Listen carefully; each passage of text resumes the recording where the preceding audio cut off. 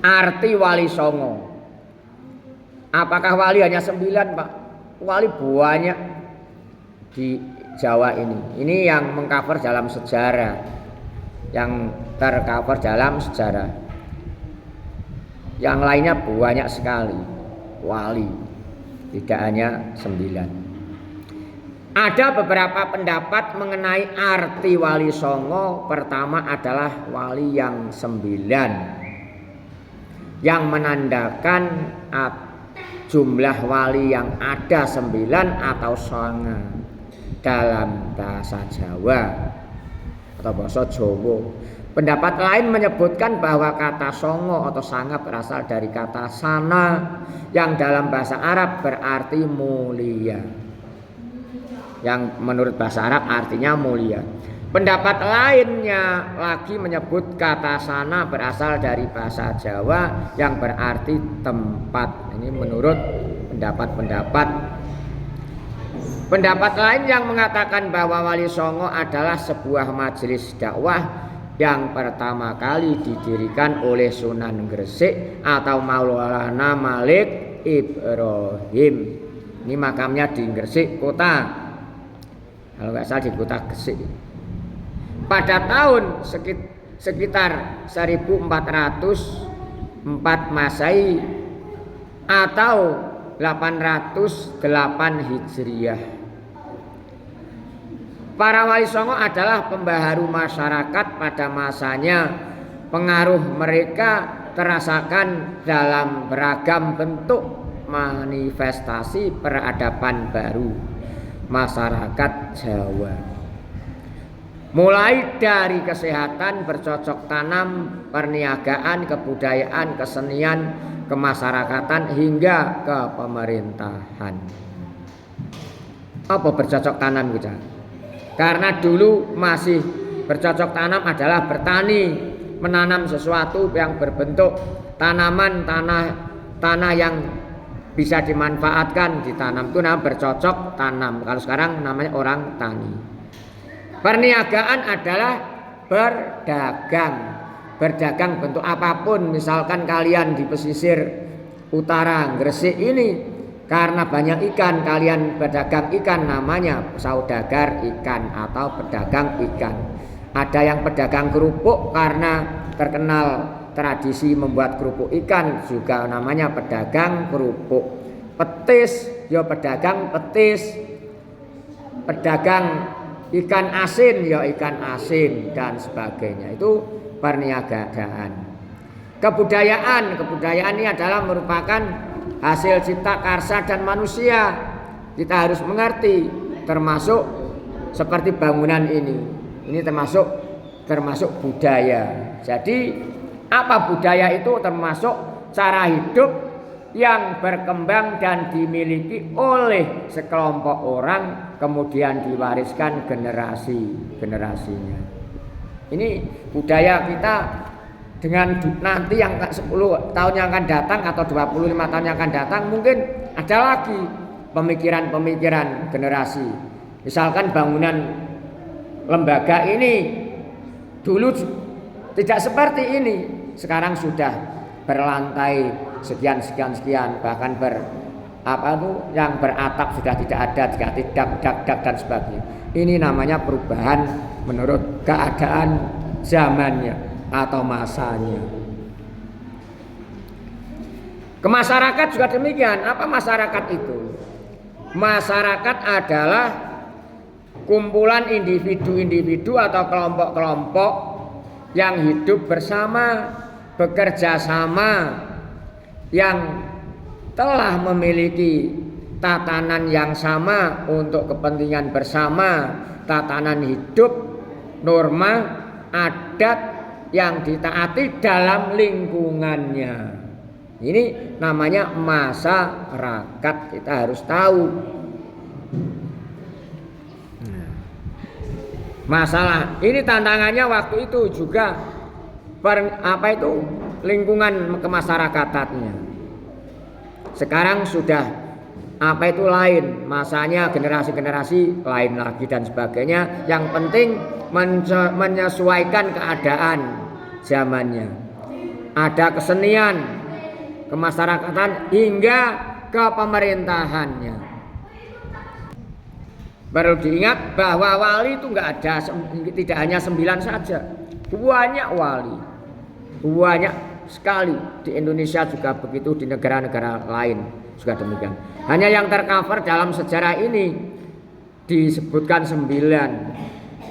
Nama para wali songo diantaranya adalah para wali songo tersebut siapa saja. Pada umumnya terdapat 9 nama yang dikenal sebagai anggota wali songo yang paling terkenal.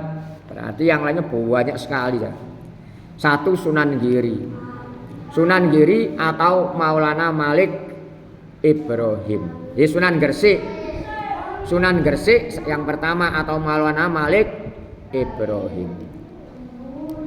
Ini makamnya di Gresik kota.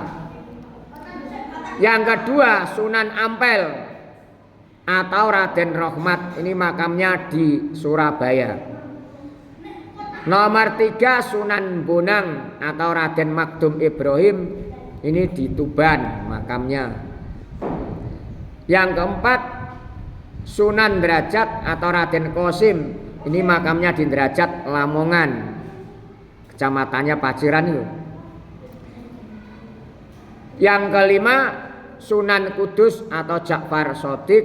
Ini makamnya di Kudus.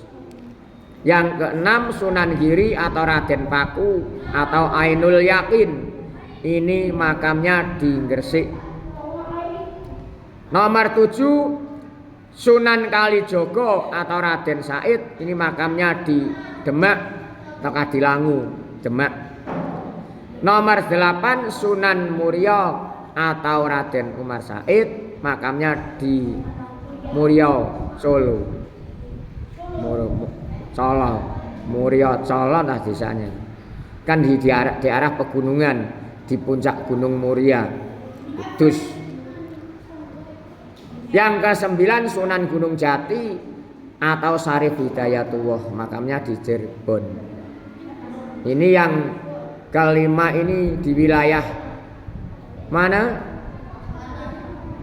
Yang keempat atau kelima Sunan Gresik, Sunan Ampel, Sunan Bonang, Sunan Derajat. Ini berada di mana? Sunan Giri berada di Jawa Timur. Kalau Sunan Kudus, Sunan Kalijogo, Sunan Muria berada di Jawa Tengah. Kalau Sunan Gunung Jati atau Syarif Hidayatullah berada di Cirebon. Jawa Barat ada 1, Jawa Tengah ada 3, Jawa Timur ada 5. Nah ini yang menyebarkan pada waktu itu penyebaran agama Islam di tanah Jawa. Terus sejarah Maulana Malik Ibrahim, silsilahnya. Dari mana Maulana Malik Ibrahim? Tidak terdapat bukti sejarah yang meyakinkan mengenai asal keturunan Maulana Malik Ibrahim. Itu menurut buku kalian. Ya, meskipun pada umumnya disepakati bahwa ia bukanlah orang Jawa asli, sebutan Syekh Maghribi yang diberikan masyarakat kepadanya. Kemungkinan menisbatkan asal keturunannya dari Maghrib atau Maroko di Afrika. Ya. Babat Tanah Jawi versi JJ Mensma menyebutkan dengan nama Magdum Ibrahim Asmarokondi yang mengikuti pengucapan lidah Jawa. Yang mengikuti pengucapan lidah Jawa menjadi Syekh Ibrahim Asmarokondi yang memperkirakan bahwa Maulana Malik Ibrahim lahir di Samarkand, Asia Tengah pada paruh awal abad 14-an. Dalam keterangan pada buku The History of Java mengenai asal mula dan perkembangan kota Gresik, Raffles menyatakan bahwa menurut penuturan para penulis lokal, Maulana Ibrahim seorang pandita terkenal berasal dari Arabia, keturunan dari Zainal Abidin dan sepupu Raja Sirman atau sebuah negara seberang. Telah menetap bersama para Muhammadan lain di desa Leran di Jonggolo, Gresik. Namun demikian kemungkinan pendapat yang terkuat adalah berdasarkan pembacaan JP pokok atas baris kelima tulisan pada prasasti makamnya di desa Gapura Wetan, Gresik, yang mengindikasikan bahwa ia berasal dari Kasan, suatu tempat di Iran sekarang. Terdapat beberapa versi mengenai silsilah Maulana Malik Ibrahim. Ia pada umumnya dianggap merupakan keturunan Rasulullah Shallallahu Alaihi Wasallam melalui jalur keturunan Husain bin Ali, Ali Zainal Abidin, Muhammad Al-Bakir, Ja'far As-Shadiq, Ali Al-Quraiti, Muhammad Al-Naqib, Isa Ar-Rumi, Ahmad Al-Muhajir, Ubaidullah Alwi Al-Awal, Muhammad Saibus Suamia, Alwi As-Sani, hingga sampai Ahmad Shah Jalal Jamaluddin Akbar Al-Husaini atau Maulana Akbar dan Maulana Malik Ibrahim dalam bukunya itu. Dakwah Maulana Malik Ibrahim jauh sebelum Maulana Malik Ibrahim datang ke Pulau Jawa sebenarnya sudah ada masyarakat Islam di daerah-daerah pantai utara, termasuk di desa Leran.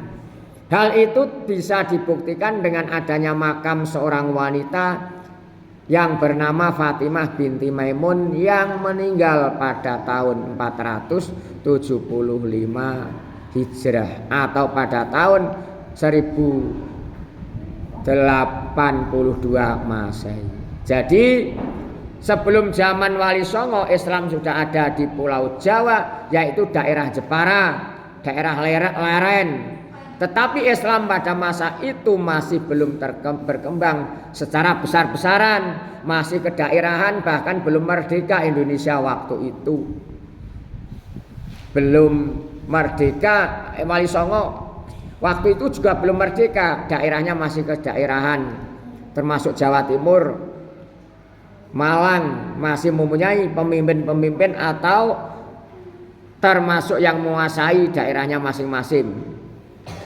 Maulana Malik Ibrahim yang lebih dikenal penduduk setempat sebagai kakek bantal itu diperkirakan datang ke Gresik pada tahun 1404 Masehi. Beliau berdakwah di Gresik hingga akhir hayatnya atau wafat yaitu pada tahun 1419 Masehi atau 1419 Masehi. Pada masa itu kerajaan yang berkuasa di Jawa Timur tak ada lain adalah Majapahit, karena daerahnya masih dikuasai daerah-daerah kerajaan waktu itu. Setelah merdeka dipimpin oleh seorang presiden, yaitu mulai merdeka pada tahun 45 atau pada waktu itu 17 Agustus 1945.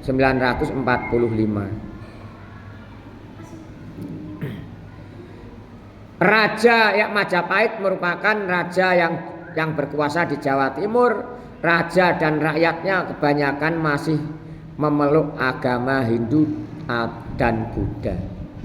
Sebagian rakyat Gresik sudah ada yang beragama Islam, tetapi masih banyak yang beragama Hindu, bahkan tidak beragama sama sekali karena tidak mengerti, tidak tahu. Dalam dakwah, kakek bantal menggunakan cara yang bijaksana dan strategis yang tepat berdasarkan ajaran Al-Quran.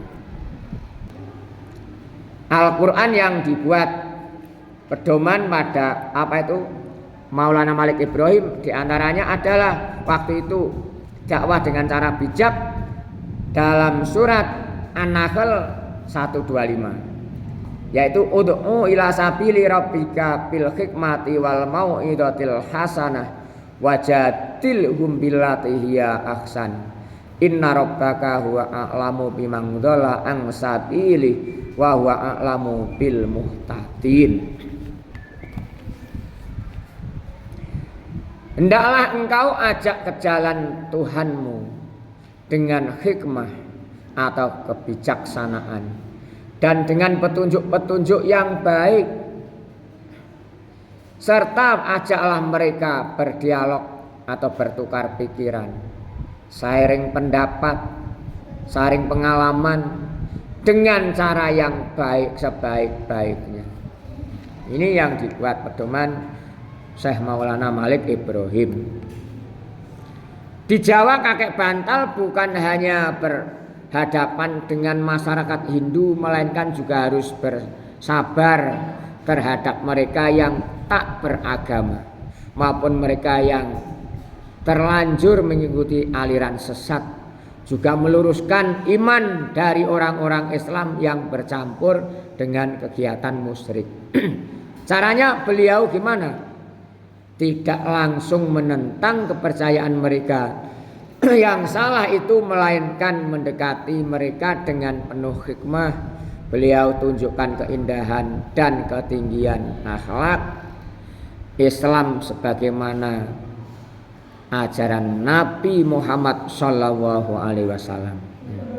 Jadi ini dengan cara-cara menunjukkan keindahan dan ketinggian akhlak Islam, menunjukkan akhlak orang Islam sebagaimana ajaran Nabi yang telah diajarkan kepada kita sebagai umatnya. Walaupun tidak tahu atau tidak menangi Nabi, tapi kita sebagai umat muslim, orang yang beriman, sebagai umatnya mau patuh taat pada ajarannya, itu termasuk keberuntungan, orang yang sangat beruntung. Dari huruf-huruf Arab yang terdapat pada batu nisannya dapat diketahui bahwa Syekh Maulana Malik Ibrahim adalah si kakek bantal, penolong fakir miskin yang dihormati para pangeran atau raja dan para sultan ahli tata negara yang ulung, yang hebat-hebat, sama menghormati beliau.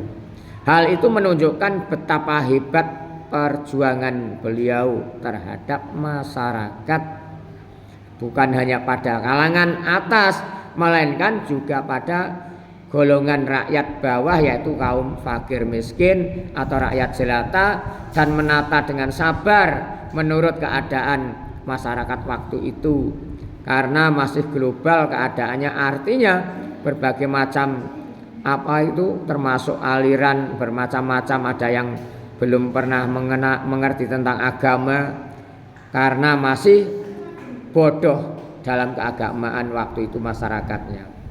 Ini merupakan pejuang Syekh Maulana Malik Ibrahim, ini merupakan amal jariah beliau. Mudah-mudahan Allah Subhanahu wa taala meridhoi segalanya. Amin. Keterangan yang tertulis di makamnya ialah sebagai berikut. Nah, ini di makamnya ada, bisa dilihat di batu nisannya. Tulisannya begini, inilah makam almarhum al-maghfur yang berharap rahmat Tuhan,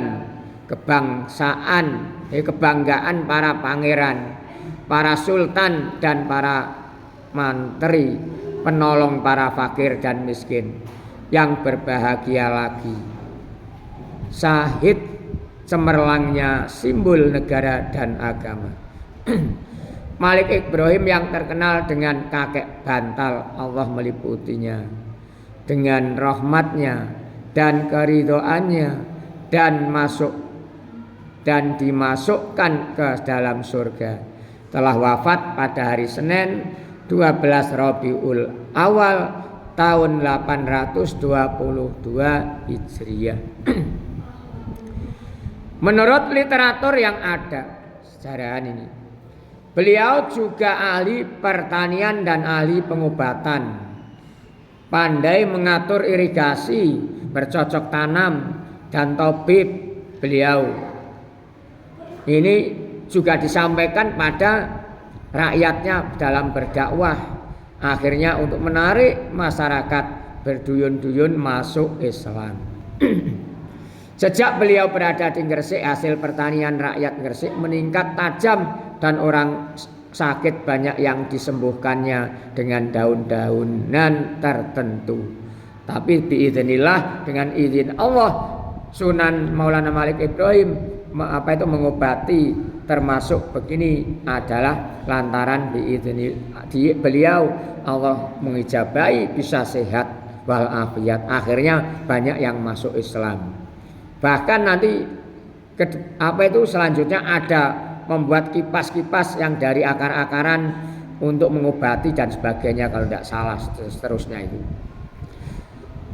Di samping itu sifatnya lembut atau lemah lembut, welas asih dan ramah tamah kepada semua orang, baik sesama muslim atau dengan non muslim, membuatnya terkenal sebagai tokoh masyarakat yang disegani, dihormati. Kepribadiannya yang baik itulah yang menarik hati penduduk setempat sehingga mereka berbondong-bondong masuk Islam dengan sukarela dan menjadi pengikut beliau yang setia. Jadi mencerminkan akhlaknya, kebiasaannya yang baik, tingkah laku yang baik, akhirnya masyarakat sekitarnya tertarik dan berduyun-duyun atau berbondong-bondong masuk Islam tanpa kekerasan, tanpa ajakan yang melelahkan. Dengan mencontohkan kehidupan, perilaku atau etika yang baik, mereka masuk dengan sendirinya. Sebagai misal, beliau menghadapi rakyat jelata yang pengetahuannya masih awam atau belum bisa.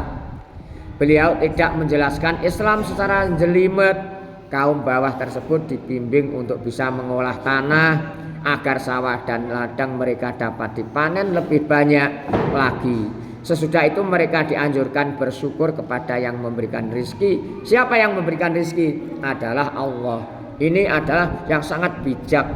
Asal mulanya karena lewat orang awam yang belum mengerti, dilewat cara cocok tanam bertani bisa menghasilkan melimpah. Setelah panen atau bisa dinikmati, diajak berdakwah atau diajak masuk ajakan ini adalah karena semuanya anugerah rizki yang pemberian Allah ya harus disyukuri. Ini mulai masuk dalam lubuk hatinya masyarakat. Akhirnya dengan sendirinya masyarakat berduyun-duyun masuk Islam menjadi pengikutnya. Di kalangan rakyat jelata, Syekh Maulana Malik Ibrahim sangat terkenal, terutama dari kalangan kasta rendah. Ini karena Buddha waktu itu ada kasta ada tingkatan-tingkatan. Dalam Islam tidak ada, semuanya itu sama kecuali tingkatan adalah takwanya. Inna akramakum indallahi atqakum atau kemuliaannya. Sebagaimana diketahui agama Hindu membagi masyarakat menjadi 4 kasta, yaitu kasta Brahmana, Ksatria, Waisya dan Sudra. Dari keempat kasta tersebut, kasta Sudra adalah kasta yang paling rendah dan sering ditindas oleh kasta-kasta yang lebih tinggi. Maka ketika Syekh Maulana Malik Ibrahim menerangkan kedudukan seseorang di dalam Islam, orang-orang kasta Sudra dan Waisya banyak yang tertarik. Syekh Maulana Malik Ibrahim menjelaskan bahwa dalam Islam semua manusia sama derajatnya, kedudukannya itu sama. Yang tidak sama adalah kemuliaan dalam takwa. Orang Sudra boleh saja bergaul dengan kalangan yang lebih atas, tidak berbeda-bedakan di hadapan Allah.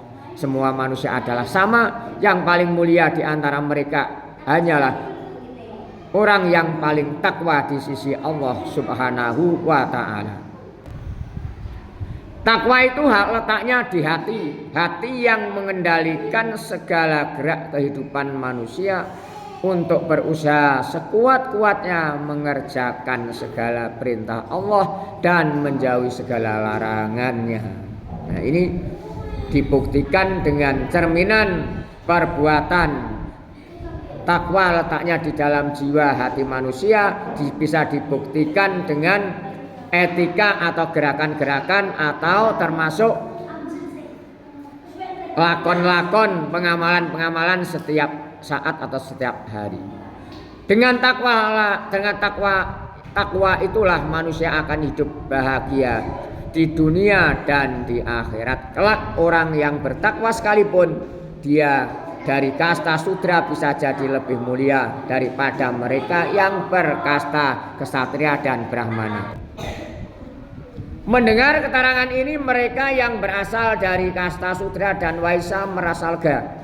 Mereka merasa dibela dan dikembalikan haknya sebagai manusia yang utuh, sehingga wajarlah bila mereka berbondong-bondong atau berduyun-duyun masuk agama Islam dengan sukacita tanpa paksaan. Dengan sendirinya mereka mendapatkan hidayah atau petunjuk dari Allah, akhirnya berduyun-duyun masuk Islam.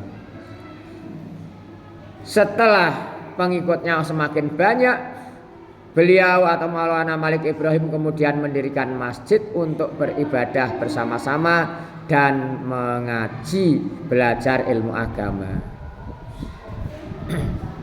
Dalam membangun masjid ini beliau mendapat bantuan yang tidak sedikit dari Raja Karmain. Dan untuk mempersiapkan kader umat yang nantinya dapat meneruskan perjuangan Maulana Malik Ibrahim menyebarkan agama Islam ke seluruh tanah Jawa dan seluruh Nusantara, maka beliau kemudian mendirikan pondok pesantren yang merupakan perguruan Islam, tempat mendidik dan menggembleng para santri sebagai calon mubaligh. Ini pondok pesantren adalah suatu mubaligh yang pengajarnya adalah kiai-kiai. Ini yang belajar adalah santri-santri, generasi-generasi penerus bangsa, meneruskan agama. Pendirian pesantren yang pertama kali di Nusantara itu diilhami oleh kebiasaan masyarakat Hindu, yaitu para biksu dan pendeta Brahmana yang mendidik santri dan calon pemimpin agama di Mandala mereka. Inilah salah satu strategis para wali yang cukup jitu atau bijak dalam berdakwah. Orang Buddha dan Hindu yang mendirikan mandala-mandala untuk mendidik kader tidak dimusuhi secara frontal, melainkan beliau-beliau itu mendirikan pesantren yang mirip dengan mandala-mandala miliki kelompok Hindu dan Buddha tersebut untuk menjaring umat.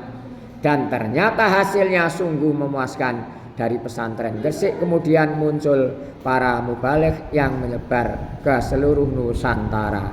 Dulu Nusantara, sekarang Indonesia. Tradisi pesantren tersebut berlangsung hingga di zaman sekarang, di mana ulama menggodok calon mubaligh di pesantren yang diasuhnya. Ini agama yang terkuat adalah kiai-kiai di pesantren-pesantren, termasuk kiai desa-desa itu masih banyak. Bila orang bertanya suatu masalah agama kepada beliau, maka beliau tidak menjawab dengan berbelit-belit, melainkan dijawab dengan mudah dan gamblang sesuai dengan pesan Nabi yang menganjurkan agama disiarkan dengan mudah, tidak dipersulit. Umat harus dibuat gembira, tidak ditakut-takuti. Agama iku apike kepiye, agama iku nata apike iku kepiye, gak usah mempersulit umate, sak isane sak mampune.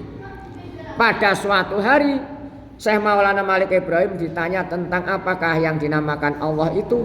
Beliau tidak menjawab bahwa Allah itu adalah Tuhan yang memberi pahala surga kepada hambanya yang berbakti dan menyiksa sepedih-pedihnya bagi hamba yang membangkang kepadanya. Jawabannya cukup singkat dan jelas, yaitu Allah adalah zat yang diperlukan adanya. Karena mereka itu belum mengerti yang sejatinya, akhirnya dididik dengan secara mendalam, dengan telaten, akhirnya ilmunya banyak, bisa menjadi generosnya dan juga menjadi wali-wali sebagaimana gurunya. Ini diantaranya taktik atau termasuk taktik atau tata cara berdakwah diantara Sunan Maulana Malik Ibrahim. 2 tahun sudah saya Maulana Malik Ibrahim berdakwah di Gresik. Beliau tidak hanya membimbing umat untuk mengenal dan mendalami agama Islam, melainkan juga memberi pengarahan agar tingkat kehidupan rakyat Gresik menjadi lebih baik. Beliau pula yang mempunyai gagasan mengalirkan air dari gunung untuk mengairi lahan pertanian penduduk. Dengan adanya sistem pengairan atau irigasi yang baik ini, lahan pertanian menjadi subur. Asalnya yang air di gunung dialirkan ke lereng-lereng, dan tanah yang asalnya mati tidak bisa menghidupi tanaman karena ada airnya, bisa hidup, bisa diberi bisa ditanami bentuk tanaman apapun, akhirnya mendapatkan hasil dan mudah untuk diajak dialog, terus memberikan masukan-masukan dalam berdakwah dan sebagainya. Akhirnya bagaimana? Hasil panennya bertambah banyak, para petani menjadi makmur dan mereka dapat mengerjakan ibadah dengan tenang dan tentram ayem. Semoga bermanfaat. Amin.